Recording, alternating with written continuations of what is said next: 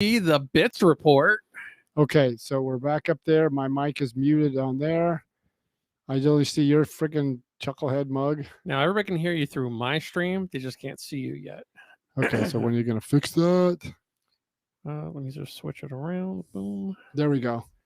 Okay, so like we are kind of we are live right now. Okay, so want me to go live? Yeah, on TikTok. Yeah, just go one. Get ready for one. Yeah, well, no, you go live on TikTok, and then I'm going to give you the countdown prior to us starting the show. Okay, I'll let you. I'm going live right now. Okay. Okay, you don't need to give me a thumbs up. I mean, look, we're not. Hey, everybody, this is no. We're not starting the show yet.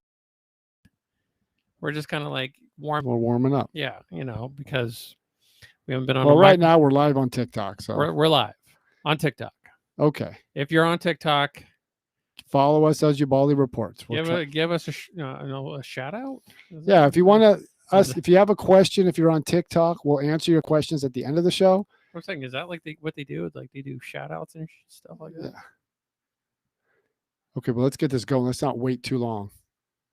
Okay, well, yeah, okay. Okay, I see you. Let me jack down your volume a little bit. Okay. I think we're recording. And we are, at least on TikTok. Okay. Well, let me just text Jimmy, tell him we're live, and maybe he can give us a thumbs up or critique us too. We're just doing a test, so everybody bear with us. Well, look, this is kind of like behind the scenes stuff. No, I know, but I'm letting the viewers know that we're just doing a test, and then we'll go crazy. Okay, so you ready? Yep. What are we talking about? We're going to talk about the hearings this last couple of days. Okay, hearings. Military. We're going to talk about a little bit about the infrastructure. Yeah, we'll get into border. That. Yeah, we'll get into all that stuff. Okay, we're going to talk about how Trump is the freaking man. Okay, but just let's get going. All right. So I'm going to give you 3, 2. Hey, everybody. This is John with Ubaldi Reports. With me, as always, is my good friend and fellow co-host and fellow Marine Corps veteran, combat at that, Big Bad Joe Bits. Hey, John. How are you doing, Joe? Oh, good. So I got a question for you. Okay, go ahead. How's your colon? My colon? Yeah, your colon. Oh, it's fine. I have no problems. Why? Okay, well, what brings you to make up that question? Well, you haven't heard how Donald Trump is like the man of all men. He's like probably the toughest president that we know. You didn't hear about this? No. Okay. Further enlighten me. Okay, so Donald Trump, when he went to Walter Reed, he kind of covered it under "I'm going to Walter Reed," but there's a book coming out about him saying that this man was so, I guess, obsessed with the power that he had as president that he would not go under in order to get a colonoscopy. Okay. So he did it awake. Oh wow! Didn't hear that. You didn't hear that. No, I didn't hear that. Well, so I mean, I'm just saying.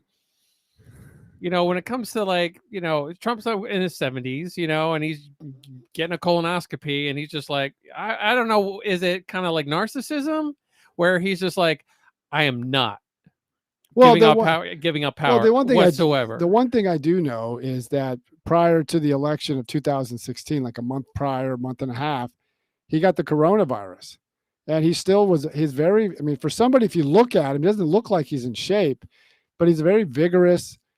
He boundful energy. People I've talked to, he ate McDonald's every day. I know, but the thing is, people that I've talked to would also say that he just worked. Mm-hmm. He was a hard worker. Look how he engages with the press. He really goes at it.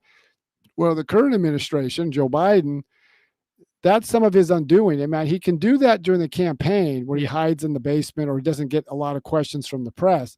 But now that's coming back to bite him, and the press that carried the water for him during the campaign are not liking it. That, like when he was meeting with Boris Johnson, the Prime Minister of Great Britain, and Boris Johnson asked questions from the British media, but Joe Biden pushes out the American media. And a friend of mine tracks, and I track a little bit, not as much as he does, foreign press. And the foreign press were just appalled that he wouldn't ask questions. Yeah. He wouldn't take questions from the report. He did the same thing when he met with Vladimir Putin of Russia. Vladimir Putin stood up there for an hour, took every question from everybody. Joe Biden hasn't done that. So people are starting to question, especially after the Afghan pullout, what is the viability of Joe Biden? And that was on full stage this past 2 days, because you had the military leadership, you had the chairman of Joint Chiefs, Mark Milley, you had General Ken McKenzie, the CENTCOM commander, which commands all military forces in Afghanistan and the Middle East. And then you had Secretary of Defense Lloyd Austin.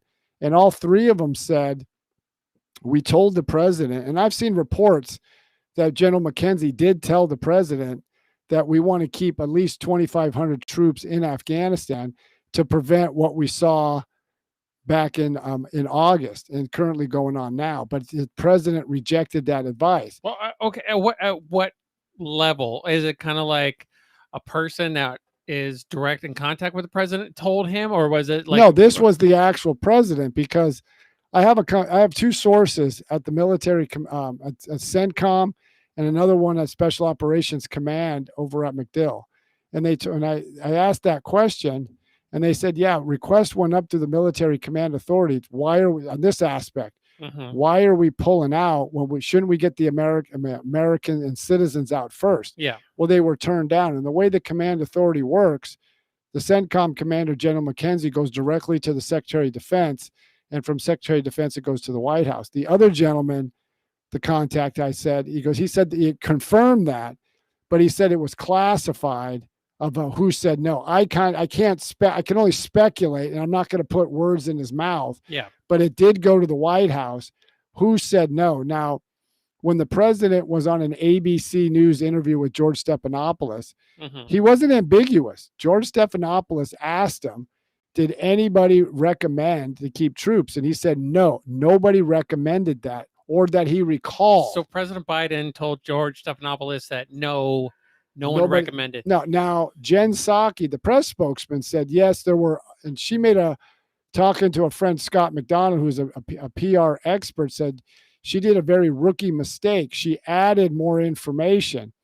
And what she added was, she said that no, it was half and half. Some military commanders recommended to stay while others said pull out. So when she was asked, well, who said that? Because General McKenzie, he said stay. General Austin said stay. Yeah.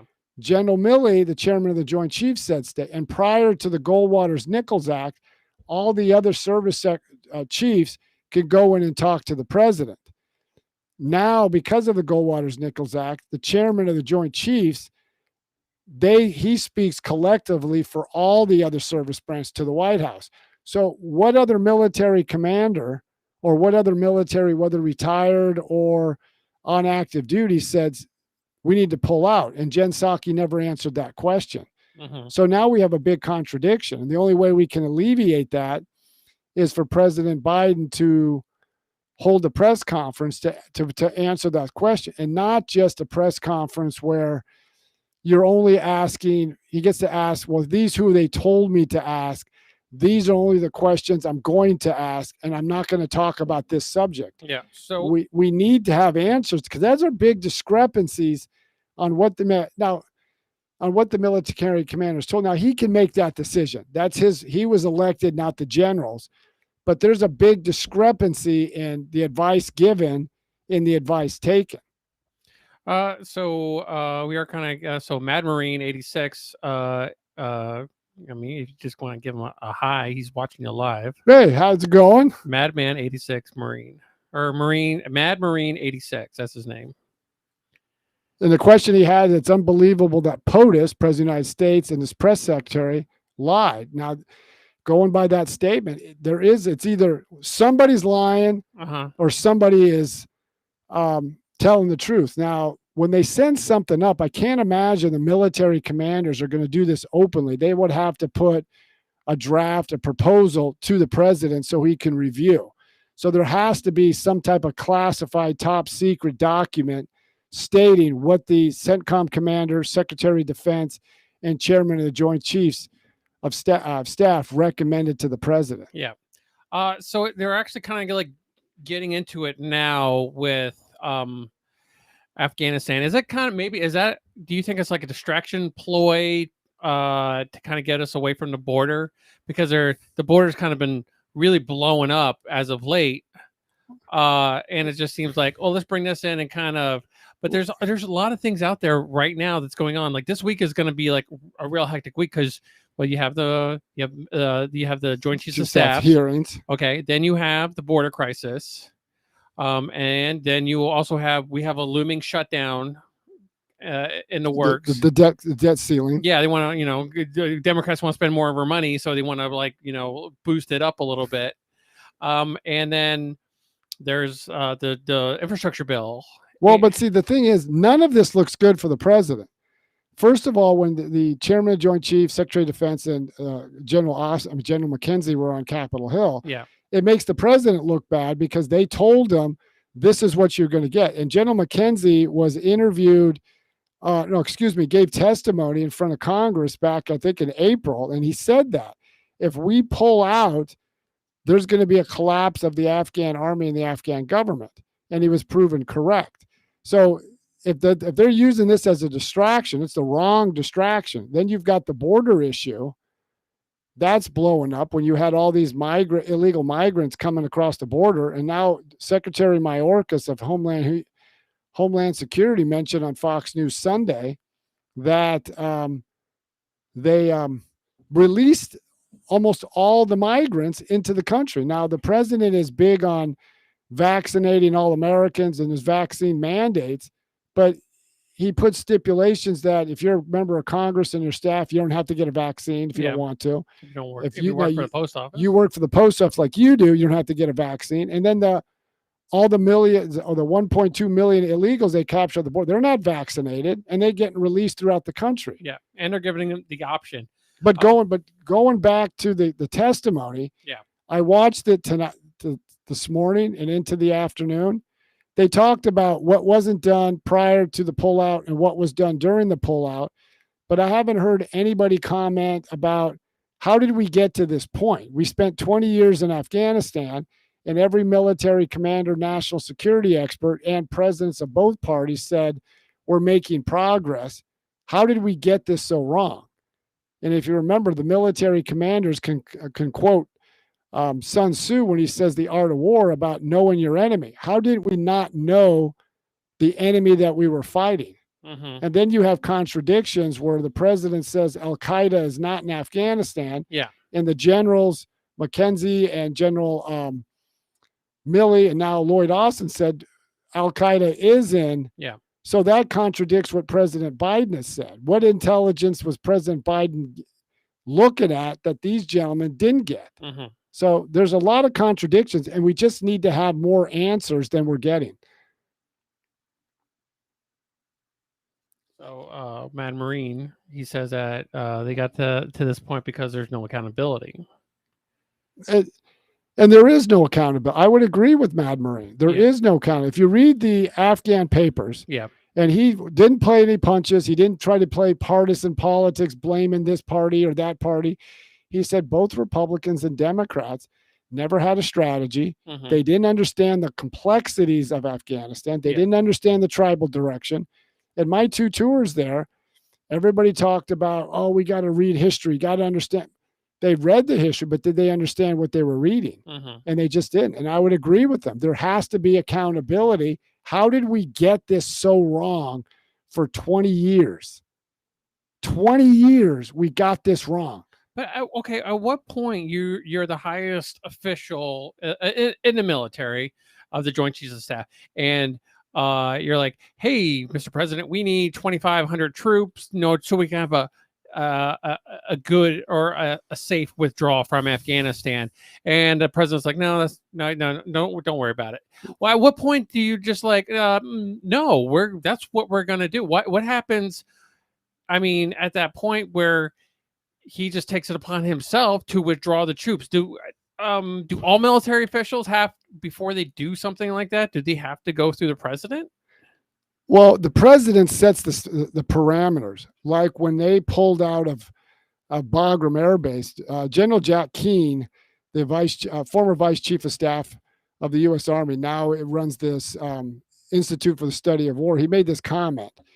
The president sets the parameters. So when they pulled out, he said the military commanders agreed for the pullout.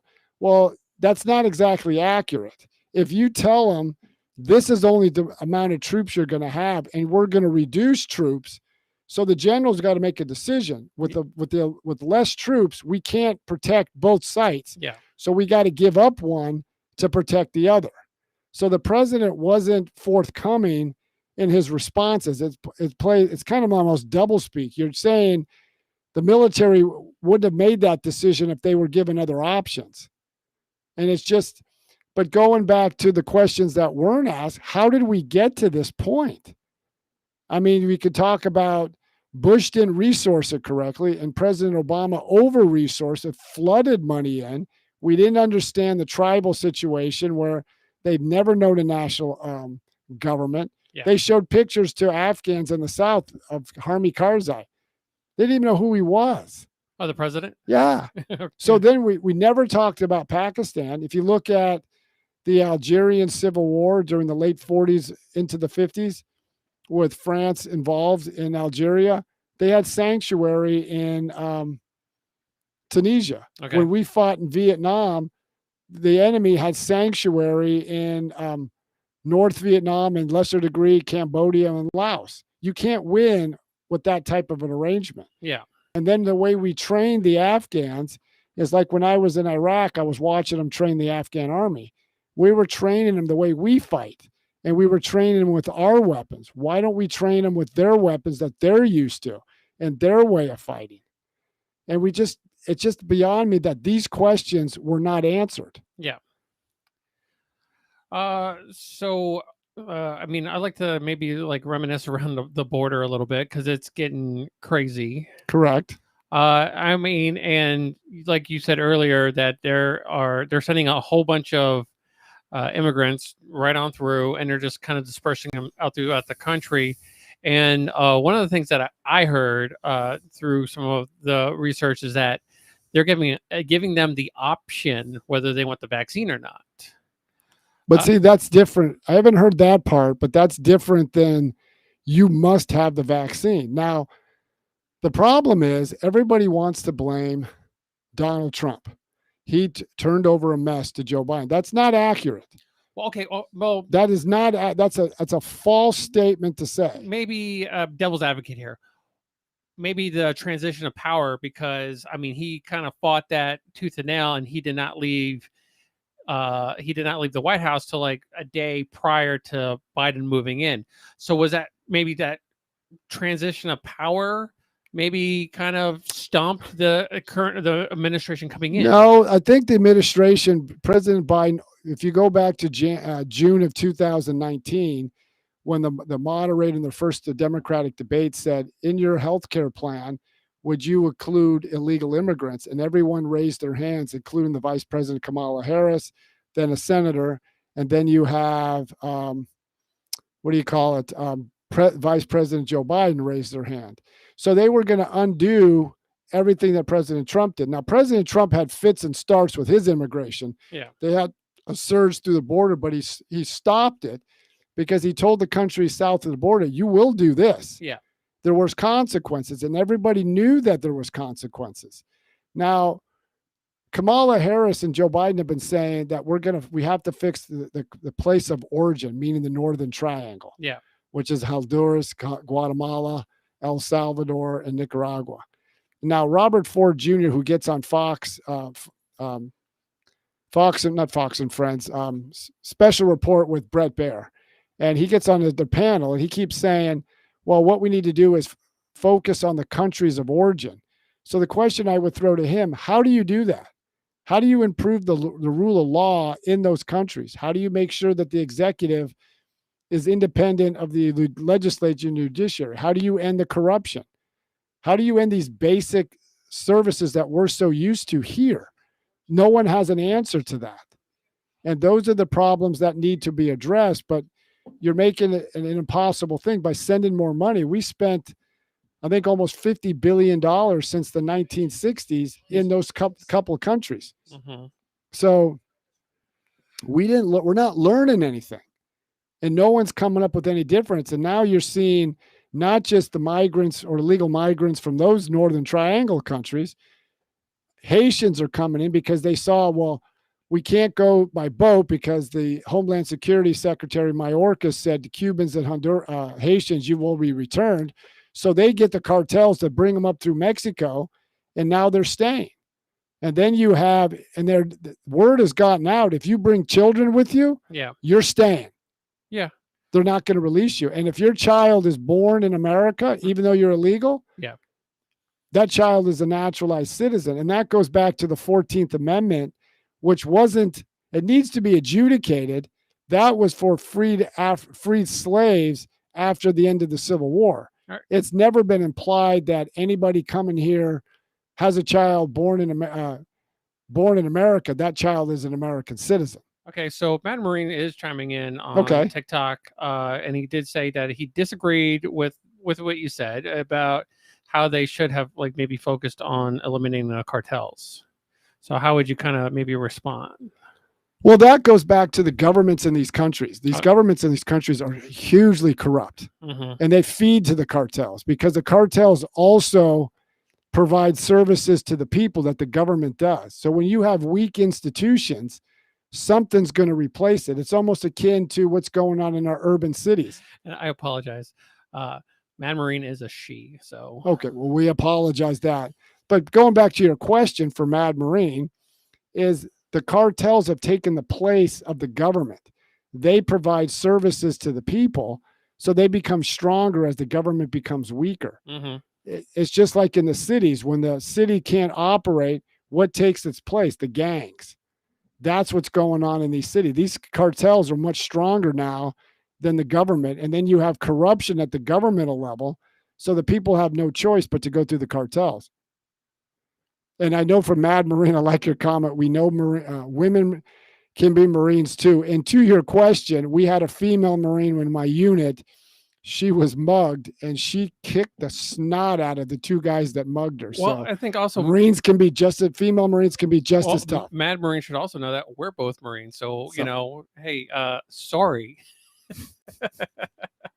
But that's a good point. The female Marines that I served with did a phenomenal job when I was in Afghanistan. Oh yeah, there's some badass chicks. I mean, oh my gosh, they're tough. When we were training them on Parris Island, like I saw how they would train the male recruits, and I was like, okay, well, you know, it was more like tedious and almost like real mind games.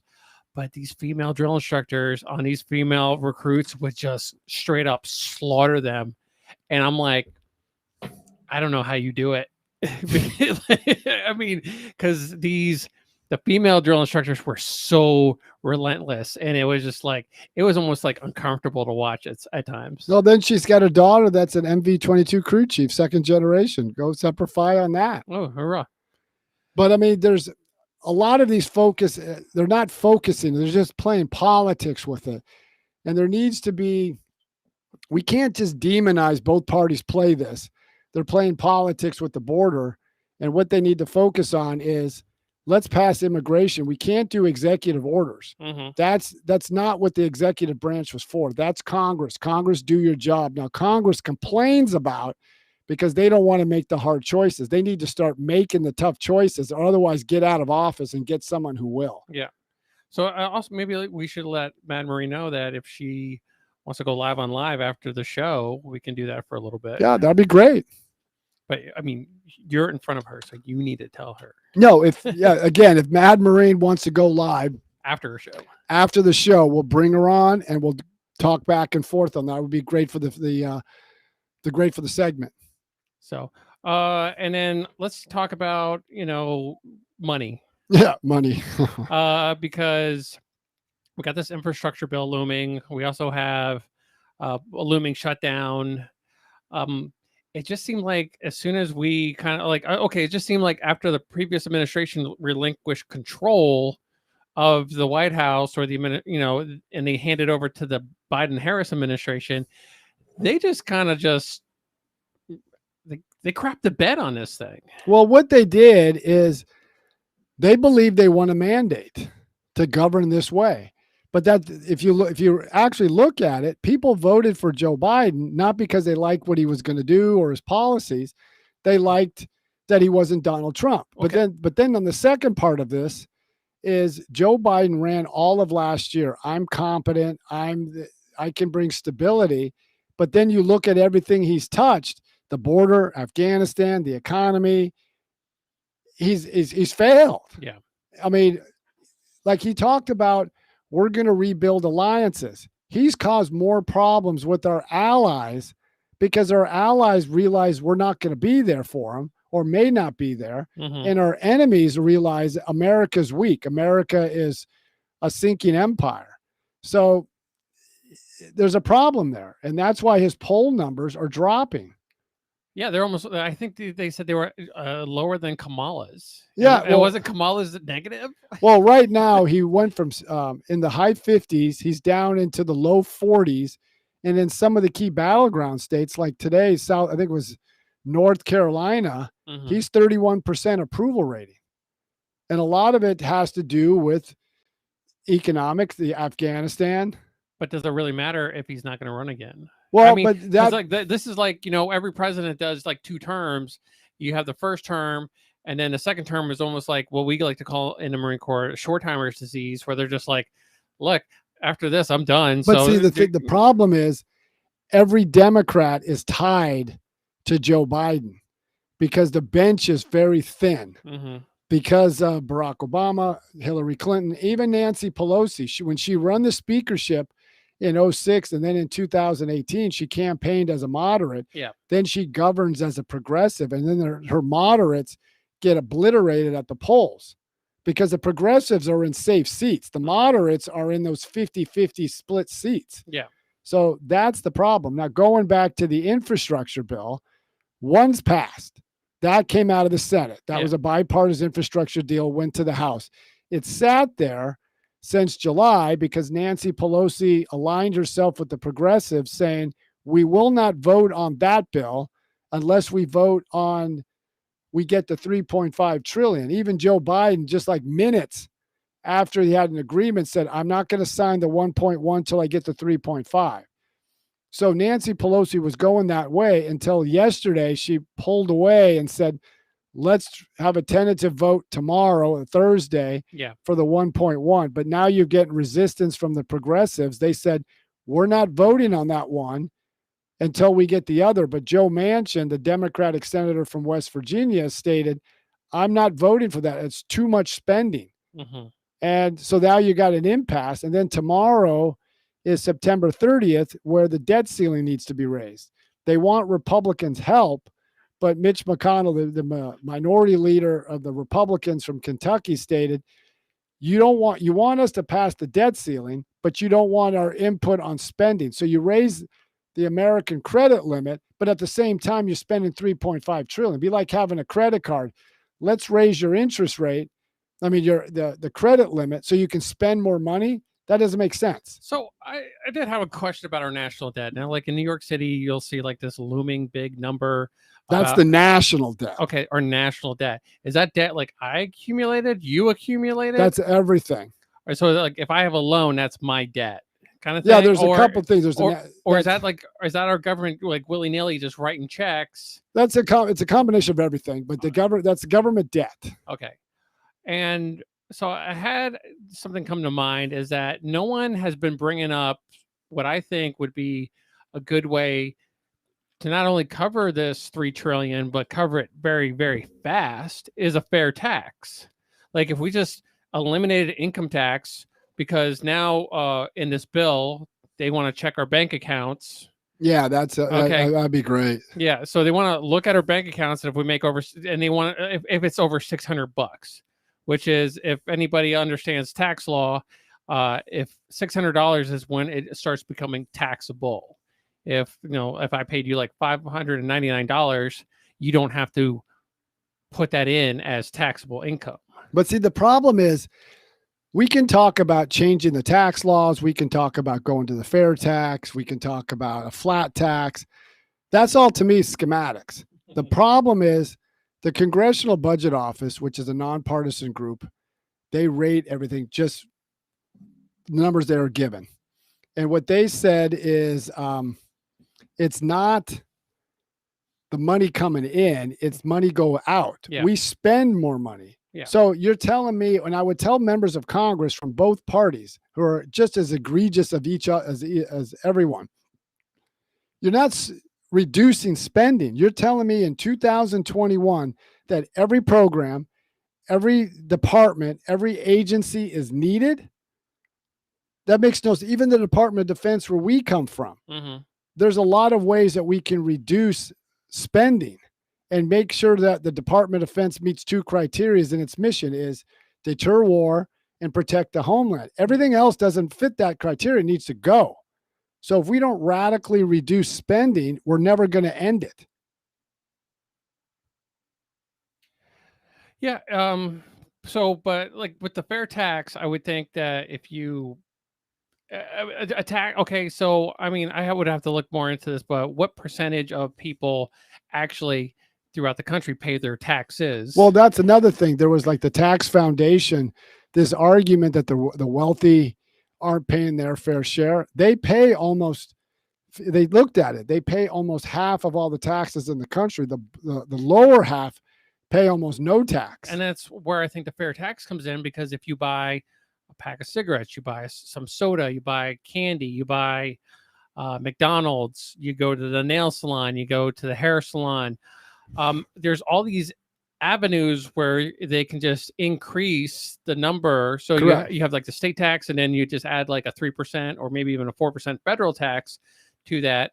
So now 10% of the money you're spending goes to taxes. And then I think that would, that would eliminate, not only eliminate the debt quick, but you still have to eliminate spending. Now, what Mad Marine said, it makes sense. She said the insanity is at the end of the year, we spend at a record clip because we either spend it or we lose it and we get penalized. Yeah. Now, every time they do, everybody blames the tax cuts. Now, when the Kennedy tax cut went in effect in 1964, Johnson made sure it went through. Yeah. And then you had the Reagan tax cuts of 81 to 86, the Bush tax cuts, and then the Trump tax cuts. Every time they do that, the economy takes off. But the problem is spending has never been reduced. Yeah. Spending, we just keep spending and spending and spending. You can dance around, do all this flat tax, what you're talking about, but unless you reduce and reform how spending is accomplished, you're never going to solve the problem. You give government more money, they spend more money. Well, that's always the case. But that has to end because we can't do this. Now, the problem with this infrastructure bill, especially the 3.5 trillion human infrastructure, it's not going to what we normally call bridge, roads, and highways. It's the massive expansion of Medicare. It's the that's infrastructure. That's human infrastructure, what they consider. Now, the reason with Medicare is they want to drop the age requirement. They want to expand the coverage of Medicare. The Social Security Medicare actuaries have stated Medicare is only funded really, and then it goes broke in 2025. And now you want to put it on steroids? It's insane. And once you get these programs in, you're not getting rid of it. Well, Mad Marine, she said she agrees with you. Well, but she makes sense because she says she agrees because she's seen it probably herself, just like we've seen it. If you always at the end of the year, like September, is like this mad dash to spend as much as we can because we're going to lose it. What about the ammo dumps we did when we were in infantry? There were times where our barrels would be glowing orange because we put so many rounds through them. Because you turn them in, you get less the next time. That makes no sense. Yeah, it doesn't. It's just like, and everybody's overspending. So they're like, next year, like, well, we need more. But here's the point that she brought up again. The human infrastructure is a glorified welfare program. And she's absolutely correct. It is. This human infrastructure does nothing to improve the economy. Even Joe Biden's budget was like 6.6 trillion. It says the first GDP will be like 4% this year, I think 3% next year. And then after that, it doesn't get above 1.8%. So you're saying an average in a 10-year period, we're getting less than 2% growth and you're spending $6 trillion? That makes no sense. And I know she sees this because she said she worked for the FMF PAC comptroller that deals with budgets. So she knows firsthand what we're talking about. And this is replicated not at the Department of Defense. This is replicated across all the federal agencies. One bold prediction I would do, like take the Department of Agriculture. Why is it centered in Washington? Move it to, let's say, Kansas or Iowa, where farmers are. Keep only a small staff that deals with legislation. Everybody is working out in Ohio, Iowa, or Kansas or Nebraska.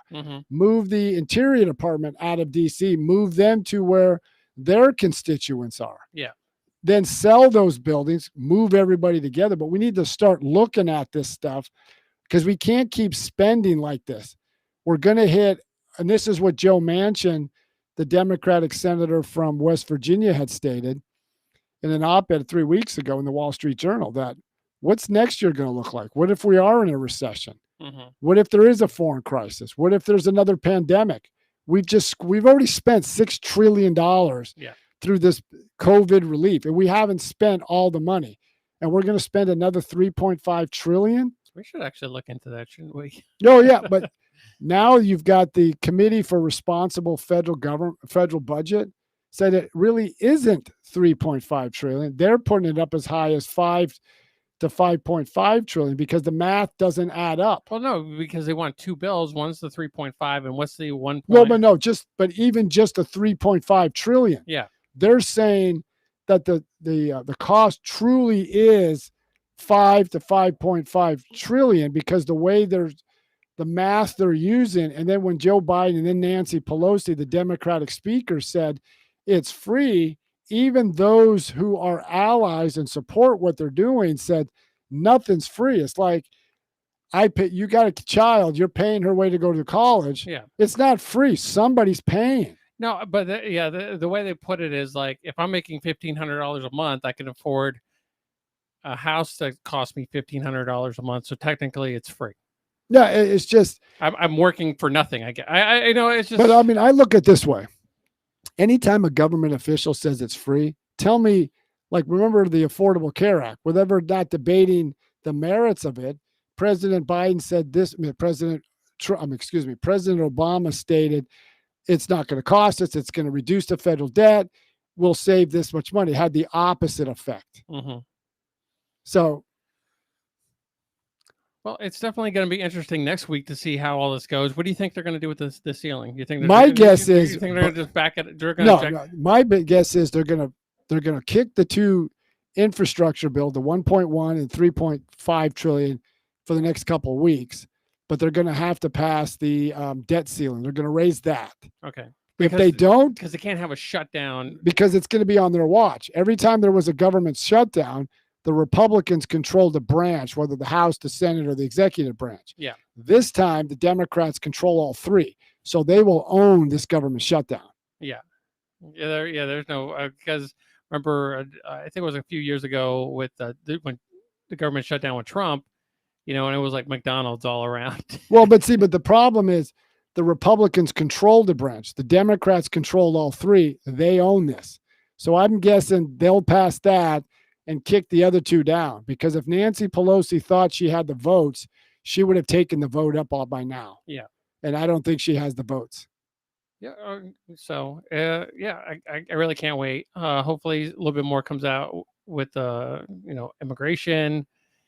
And it's kind of fun looking at all this going into the Democrats' hand, and they're kind of shitting the bed when it comes to that. But the problem is you've got the reports are coming up now. There's another 20 to 30,000 migrant caravan at the border between Guatemala and Mexico. Oh, yeah. So within a month or next month, there's going to be another caravan at the door. Is that like maybe like a backdoor deal where they're trying to turn the whole entire country blue?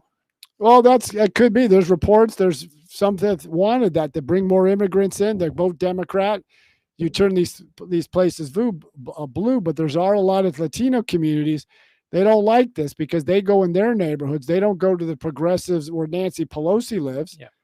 So we'll have to see how this goes. All right, John. So why don't you go ahead and tell them how they can get a hold of us? You can get a hold of us by going to ubaldireports@gmail.com. You can check us out at Facebook, Instagram, Twitter, and also TikTok. And just type in Ubaldi Reports and let us know what you think. Yeah, and definitely hit us up on TikTok if you watch us when we're doing these live events, and we have a live stream. So we are live streaming successfully now. Yeah, we're getting there. Give us some time, but we're doing it. We are on TikTok. As soon as I got 1,000 followers, we can probably do this on TikTok too. So just kind of get the word out there, and we'll still be doing a podcast. So if you just want to listen to us in the car, that's cool too. But just get out there and get some people to follow and like us, and we can give you more of the show. There you go. All right, everybody, have a good day. Have a good day and keep listening to Ubaldi Reports.